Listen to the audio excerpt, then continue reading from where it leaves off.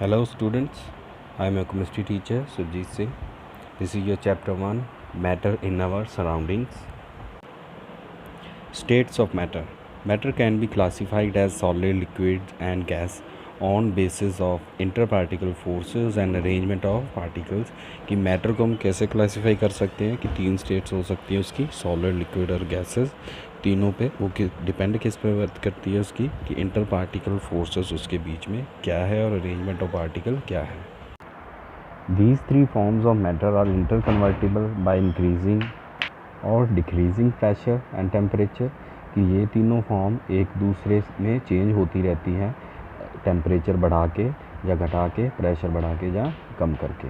For example ice can be converted from solid to liquid by increasing the temperature. अगर हम temperature increase कर देते हैं तो वैसे ही हम आइस को लिक्विड फॉर्म में चेंज कर लेते हैं कि चेंज कर सकते हैं, क्योंकि दोनों के दोनों क्या है, वाटर ही है, H2 ही है, बस उसकी स्टेट चेंज हो जाती है बाय इंक्रीजिंग और डिक्रीजिंग टेम्परेचर. इंक्रीज़ करेंगे तो वो मेल्ट हो जाएगी, बर्फ़ पानी बन जाएगी. अगर उसको डिक्रीज़ करेंगे तो वो फ्रीज़ हो जाएगी, सॉलिड बन जाएगी. अगर ज़्यादा टेम्परेचर इंक्रीज़ करेंगे तो वो वेपर फॉर्म में चली जाएगी, गैसेस स्टेट में चली जाएगी. सो ये तीनों के तीनों इंटर कन्वर्टिबल होते हैं. अब ये तीनों की प्रॉपर्टी कैसे अलग अलग डिफरेंट हो जाती हैं अलग अलग टेम्परेचर पे, तो वो हम सीखेंगे. इनके डिफरेंस में सॉलिड, लिक्विड और गैसेस की प्रॉपर्टी में क्या क्या डिफरेंस है. जैसे फर्स्ट शेप एंड वॉल्यूम है. फिक्स्ड शेप एंड वॉल्यूम होता है सॉलिड का, एज वी ऑल नो, हम सबको पता है. लिक्विड की कोई फिक्स शेप नहीं होती, गैसेस की नाइदर डेफिनेट शेप और वॉल्यूम, कोई भी उसका शेप और वॉल्यूम डेफिनेट नहीं होता. पर जो लिक्विड होते हैं उनका डेफिनेट वॉल्यूम ज़रूर होता है. सेम एनर्जी होती है, लोएस्ट होती है सॉलिड्स में, इसीलिए वो एक ही जगह पे वही शेप में रहते हैं. लिक्विड में मीडियम होती है और गैसेस में हाईएस्ट होती है. कंप्रेसिबिलिटी क्या होती है, किसी को हम दबा सकें, ठीक है. डिफ़िकल्ट होता है सॉलिड को प्रेस करना, लिक्विड को थोड़ा कम होता है, ठीक है. और गैसेस को बहुत ईजी होता है. अरेंजमेंट ऑफ मॉलिक्यूल कैसे होते हैं, सॉलिड्स में रेगुलर और क्लोजली अरेंज होते हैं, इसलिए उसकी शेप जो है सॉलिड रहती है. Random and little separately arrange होते हैं लिक्विड्स में, और random and more sparsely arrange होते हैं गैसेस में, दूर दूर होते हैं. फ्लूइडिटी की कैसे वो फ्लो करता है, कि वो सॉलिड कैसे उसी जगह पे टिका रहता है, लिक्विड नहीं टिक पाता. जैसे कोई लिक्विड चीज़ हमसे स्पिल हो गई है, नीचे गिर गई है, तो वो कैसे फैल जाती है सारी फर्श पे. और gases flow in all direction, वो सारी डायरेक्शन में ही फ्लो करती है. लिक्विड ग्रेविटी के हिसाब से ही फ्लो करता है. अगली जो प्रॉपर्टी है मूवमेंट की है, नेग्लिजिबल होती है सॉलिड्स में, क्योंकि सॉलिड एक जगह पे रखती है तो वो मूव नहीं करते, फैलते नहीं है जैसे कि लिक्विड्स फैल जाते हैं. और फ्री कांस्टेंट रैंडम मोशन चलता रहता है गैसेस में. इंटर पार्टिकल स्पेस जो होती है उसमें बहुत लेस होती है सॉलिड में, इसलिए वो कॉम्पैक्ट साइज़ होता है. और जो दूसरे होते हैं हमारे लिक्विड्स, उसमें मोर होती है, सबसे ज़्यादा स्पेस होती है गैसेस में. Inter particle attraction same maximum होती है सॉलिड में, इसलिए वो एक जगह पे रहते हैं. डेंसिटी भी उसकी मैक्सिमम होती है. मीडियम होती है लिक्विड्स की मोस्टली इन द केस. अब इसमें रेट ऑफ डिफ्यूज़न नेग्लिजिबल के समान होती है सॉलिड्स में. It depend upon the inter particle attraction liquids में, और मैक्सिमम होती है हमारे गैसेस में. तो ये जो स्ट्रक्चर है, एटॉमिक स्ट्रक्चर है, ये सॉलिड का है. इसमें देखिए जो पार्टिकल का अट्रैक्शन ज़्यादा है इसलिए वो कॉम्पैक्ट साइज़ है, इसलिए वो सॉलिड स्टेट में वैसे के वैसे ही रहता है. और ये जो है लिक्विड का है, इंटर पार्टिकल स्पेसेस मीडियम है, फोर्सेस ऑफ अट्रैक्शन भी मीडियम है, इसलिए लिक्विड स्पिल हो जाता है जहाँ पे भी हम उसको रखते हैं, जहाँ कंटेनर के बाहर आता है तो उसी कंटेनर की शेप ले लेता है. ये गैसेस का है, सबसे दूर अरेंज होते हैं इसके particles, just because of that कि ये रैंडमली इधर उधर हर तरफ फोर्स लगा के घूमते रहते हैं इसके पार्टिकल. अभी नेक्स्ट जो टॉपिक है हमारा एवेपोरेशन. आपने छोटी क्लासेस में पढ़ा है एवेपोरेशन. जब लिक्विड स्टेट से वेपर स्टेट में आ जाए कोई भी लिक्विड तो उसको एवेपोरेशन बोलते हैं. अंडर इट्स बॉइलिंग पॉइंट उसको हम बोलते हैं evaporation. Phenomena by which a molecule in liquid state undergo spontaneous transition to the gases phase, gases phase में उसका चेंज हो जाए below the boiling point. Factor affecting evaporation, temperature, surface area, humidity, wind speed, ये सारे factor हैं जो affect कर देते हैं एवेपोरेशन को. टेम्परेचर, रेट ऑफ एवेपोरेशन ज़्यादा हो जाएगा अगर टेम्परेचर बढ़ाएंगे तो. सरफेस एरिया जितना ज़्यादा होगा एवेपोरेशन उतनी ज़्यादा होगी. सो सो नेक्स्ट है humidity, rate of evaporation decreases, evaporation कम हो जाता है जितनी ह्यूमिडिटी ज़्यादा हो। देन विंड स्पीड, अगर अच्छी हवा चल रही है तो एवेपोरेशन की स्पीड भी ज़्यादा हो जाती है। सो ये थे फैक्टर अफेक्टिंग एवेपोरेशन की, एवेपोरेशन किन किन फैक्टर्स पे इफ़ेक्ट करती है। अब है characteristics of particle of matter, कि जो पार्टिकल होते हैं उनके करेक्टरिस्टिक्स होते क्या हैं, कि कैसे वो बिहेव करते हैं। Matter is anything that has mass and occupy space. Matter हम किस चीज़ को बोल सकते हैं, जिसका कोई मास है या कोई स्पेस ऑक्यूपाई करता है, उसे हम मैटर कह सकते हैं। Everything that we touch, see, hear, taste and also smell is matter.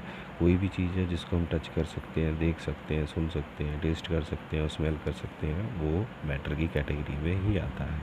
It is made up of really tiny particle, बहुत छोटे छोटे पार्टिकल से मिलके बना होता है, जिसको हम नेकेड आई से जैसे नहीं देख सकते। सो ये arrangement of particle he decide करती है कि वो सॉलिड स्टेट में होगा, लिक्विड स्टेट में होगा या गैस स्टेट में होगा। सो जो पहला करेक्टरिस्टिक है, particle of matter have spaces between them, कि जो पार्टिकल होते हैं मैटर के, उसके अंदर स्पेसेस होती हैं। This characteristic is one of the concept behind the solubility of a substance in other substance. So इसी कॉन्सेप्ट के थ्रू हम समझ सकते हैं कि जब एक चीज़ को दूसरी में मिक्स किया जाता है तो वो कैसे डिज़ोल्व हो जाता है। For example on dissolving sugar in water, जब हम शुगर को पानी में मिक्स कर देते हैं, there is no rise in water level, पानी के लेवल में बढ़ोतरी नहीं होती, लेवल राइज नहीं होता, बिकॉज क्योंकि जो पार्टिकल होते हैं शुगर के get into the inter particle spaces between the water particle, पानी के पार्टिकल के अंदर की स्पेसेस में वो शुगर जाके एडजस्ट हो जाती है, वाटर का लेवल अप नहीं होता, तो वो जो स्पेसेस हैं उसकी वजह से उसकी सॉल्युबिलिटी डिसाइड हो जाती है कि वो सॉल्युबल है या नहीं है। सेकंड जो करेक्टरिस्टिक है कि particle of matters are always in motion, की जो पार्टिकल होते हैं मैटर के वो ऑलवेज मोशन में ही रहते हैं। Particle of matter show continuous random movement, लगातार इधर उधर मूवमेंट शो करते रहते हैं उसके particle, due to this kinetic energy they possesses these motion. So इसी काइनेटिक एनर्जी की वजह से ये मोशन में रहते हैं। और राइज इन टेम्परेचर, जब टेम्परेचर बढ़ा दिया जाता है, इंक्रीज द काइनेटिक एनर्जी, उसकी काइनेटिक एनर्जी ज़्यादा हो जाती है, so making them move more विग्रेसली, वो एकदम से और स्पीड से मूव होना शुरू हो जाते हैं, इस तरफ से उस तरफ या किसी भी डायरेक्शन में। थर्ड प्रॉपर्टी है इसकी, particle of matter attract each other, कि वो एक दूसरे को अट्रैक्ट करके रखते हैं। In every substance there is an inter particle force of attraction, हर एक सब्सटेंस के अंदर inter particle force of attraction होती है, कि पार्टिकल अंदर एक फोर्स होती है, ताकत होती है जो उनको दोनों को एक तरफ खींच के रखती है, acting between the particle. To break a substance we need to overcome this force, किसी भी सब्सटेंस को तोड़ने के लिए हमें उस फोर्स को पहले ओवरकम करना पड़ता है। Strength of force differ from one substance to another, हर एक सब्सटेंस के लिए अलग अलग फोर्स चाहिए होती है, जैसा सब्सटेंस होगा वैसे ही फोर्स हमें चाहिए होती है उसको तोड़ने के लिए, जैसे कि टेम्परेचर, प्रेशर इंक्रीज डिक्रीज़ करके भी ये फोर्सेस को ओवरकम किया जा सकता है। नेक्स्ट टॉपिक है हमारा diffusion. When the particle of matter intermix on their own with each other, जब पार्टिकल ऑफ मैटर एक दूसरे के साथ अपने आप मिक्स हो जाए, फिनोमेना इज़ कॉल्ड डिफ्यूज़न कहते हैं उसको। जैसे कि थोड़ी सी इंक को हम वाटर में मिक्स कर दें, वो अपने आप ही मिक्स हो जाती, सारा पानी उस इंक के कलर के जैसा हो जाता है। During diffusion the particle are occupying the inter particle space.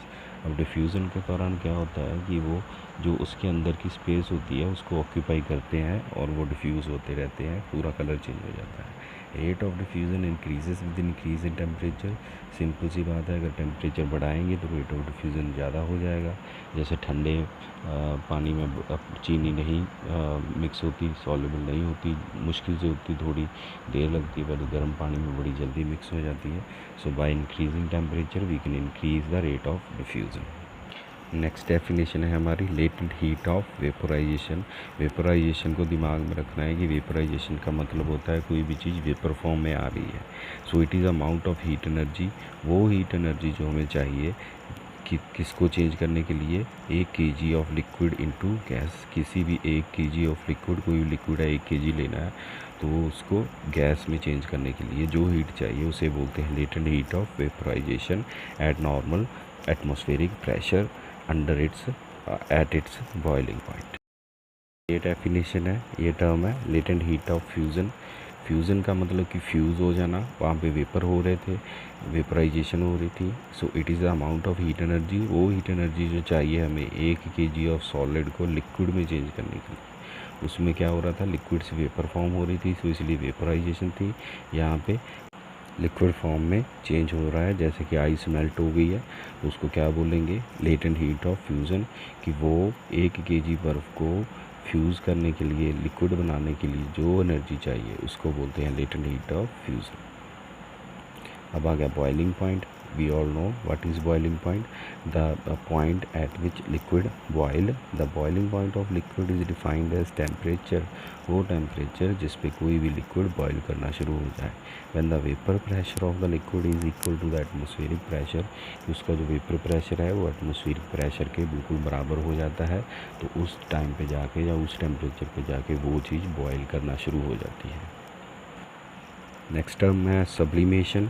जैसे वेपोरेशन होती थी वैसे ही सेम सब्लिमेशन है, बस इसमें स्टेट्स का फ़र्क है। जैसे कि transition of a substance directly from its solid phase two gases phase, कोई भी सब्सटेंस है अपनी सॉलिड फेज से सीधा ही वेपर फॉर्म में या गैसेस फॉर्म में चेंज हो जाए, चेंजिंग इनटू लिक्विड फेज, फिर जहाँ दूसरी फॉर्म से लिक्विड फॉर्म में आ जाए, और vice versa is called sublimation. जैसे कि हमारा जो कपूर होता है, जिसको हम हवा में ही वेपोरेट हो जाता है, जैसे फिनाइल की गोलियां होती हैं वो भी हवा में ही वेपोरेट हो जाती हैं अगर उनको हम ओपन एयर में रखेंगे। So that process is sublimation. Kapoor को कैम्फर बोलते हैं हमारी केमिस्ट्री की लैंग्वेज में या इंग्लिश में, और जो दूसरा होता है हमारा फिनाइल, उसको नेपथलीन बॉल्स बोलते हैं, naphthalene balls. So effect of change in pressure on state of matter, कि क्या मैटर की स्टेट पे फ़र्क पड़ता है अगर उसका प्रेशर हम डिक्रीज़ या इंक्रीज़ करते हैं। By applying pressure the inter particle spaces between the particle of matter decreases, जब प्रेशर लगाया जाता है, जब प्रेशर कम किया जाता है तो जो इंटर पार्टिकल स्पेसेस होती हैं पार्टिकल के बीच में वो कम हो जाती है, प्रेस हो जाती है। Thus applying pressure reduce the temperature, thus applying pressure वो कम हो जाएंगी। Reducing temperature we can convert a solid into liquid and a liquid to gas. जैसे पानी का टेम्परेचर कम करेंगे तो किस में आ जाता है चेंज होके, सॉलिड में, और सॉलिड का टेम्परेचर ज़्यादा करेंगे तो वो लिक्विड में चेंज हो जाता है। सो ये ऑल 3 स्टेट्स हैं हमारी, जो भी हैं लिक्विड, सॉलिड और गैसेस की, ये सारी प्रोसेसेस लिखी हुई हैं हमने। अगर लिक्विड का टेम्परेचर बढ़ाएंगे तो वो वेपराइजेशन प्रोसेस होगा, गैसेस में चेंज हो जाएगा, फिर गैसेस से सब्लिमेशन होगी तो वो सॉलिड में चेंज हो जाएगा, सॉलिड से फ्यूज़न होगी तो वो लिक्विड में चेंज हो जाएगा। सेम वैसे ही लिक्विड्स की सॉलिडिफिकेशन होगी, अगर उसको फ्रीज़ कर दिया, सब्लिमेशन होगी, सॉलिड गैसेस में डायरेक्टली चेंज हो जाएगा, गैसेस को कंडेंस करेंगे तो वो लिक्विड फॉर्म में आ जाती है। तो ये सारा खेल किसका है, प्रेशर और टेम्परेचर का है। तो लिक्विड, सॉलिड, गैसेस तीनों इंटर कन्वर्टिबल होते हैं, उन प्रोसेसेस के नाम अलग अलग हैं, वो सब हमने पढ़ लिए हैं, रीड कर लिए हैं। अच्छी तरह से इस वीडियो को देखना है 5 to 6 times, only then you will be able to learn.